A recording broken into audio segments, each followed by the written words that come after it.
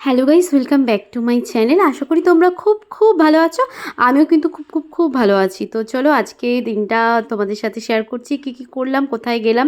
তো আজকে গিয়েছিলাম রানাঘাট ঘুরতে। তো রানাঘাটের কোথায় এসেছি তো ভিডিওর সাথে থাকো, দেখতে পারবে। ফার্স্টে তোমাদেরকে একটু গণেশজিকে দেখিয়ে দিলাম।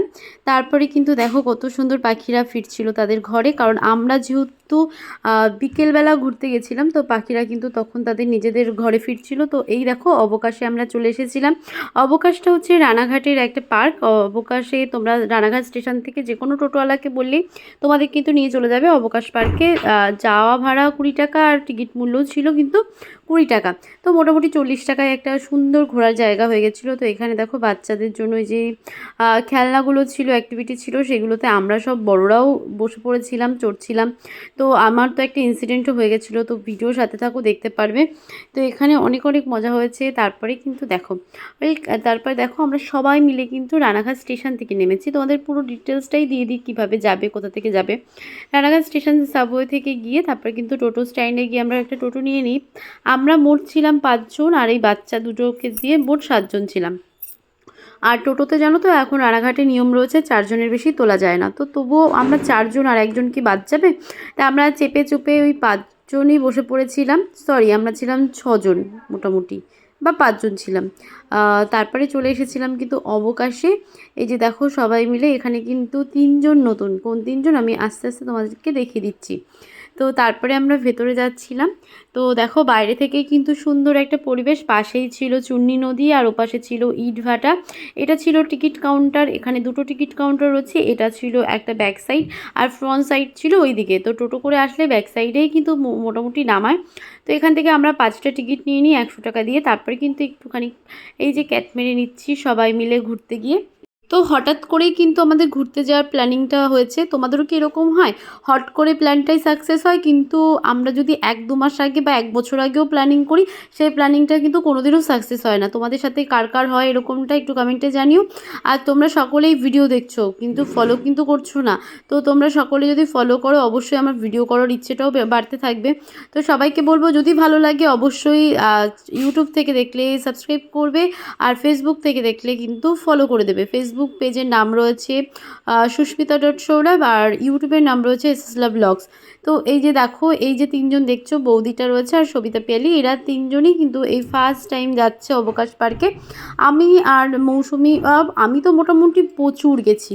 যখনই আগে কলেজে পড়তাম আমি, রূপা, সুপ্রীতি চলে যেতাম ঘুরতে, কোনো না কোনো বাহানায় আমরা কিন্তু অবকাশ পার্কে চলে যেতাম। তো এই দেখো এখানেও কিন্তু একটুখানি সুন্দর করে রয়েছে সিঁড়ি। তার পাশে রয়েছে দেখো এই যে কিছু নতুন জিনিস রয়েছে, সেগুলো তোমাদের সাথে শেয়ার করব। এই যে যেমন শিবলিঙ্গটা গাছের তৈরি, এটাও কিন্তু নতুন রয়েছে, এটা আগে ছিল না। তারপরে দেখতে পাচ্ছ যে এগুলো যে কটেজ টাইপের রয়েছে না, এগুলো হচ্ছে ক্যান্টিন টাইপের করে দিয়েছে। তো এটাও কিন্তু নতুন রয়েছে, বাট এখানকার একটাই খুব বাজে জিনিস, এখানকারই এটা বাজে জিনিস, এখানে না জল নিয়ে বা বাইরের থেকে কোনো খাবার নিয়ে অ্যালাউ করে না। তারও কিন্তু একটা ভালো রিজন রয়েছে। সেটার কারণ রয়েছে এরা যেহেতু ভেতরে ক্যান্টিন করেছে, তার জন্য কিন্তু বাইরে থেকে তোমাকে কোনো জল খাবার কিছুই অ্যালাউ করছে না। সবটাই তোমাদের যদি খেতে হয়, তোমরা 2 ঘন্টা 4 ঘন্টা যতক্ষণ থাকবে ওদের থেকেই কিনে খেতে হবে। সেটাও মানলাম, ওদের থেকে কিনে খাওয়াটাও কোনো বড় ব্যাপার না। বাইরে থেকে কিনে নিয়ে আসতাম, সেটা না ওদের থেকেই কিনে খাচ্ছি, কিন্তু সেটারই যদি মূল্য হয় তার থেকে হয়তো 1.5 গুণ বেশি বা হাফ গুণ বেশি, সেটা কেন করব বলো তো? আমরা তো টাকা দিয়েই প্রবেশ করলাম।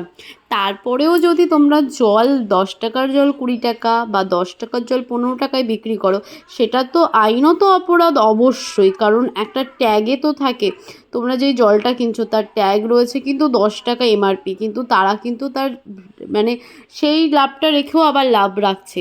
তারপরে তুমি ফুচকা খাচ্ছ, সেটা তো ঠিক আছে, ফুচকা এখানে ওখানে কিছু জায়গায় কম বেশি দেয়, তবু ওখানে 10 টাকায় 3টে কি 4টে ফুচকা দেয়।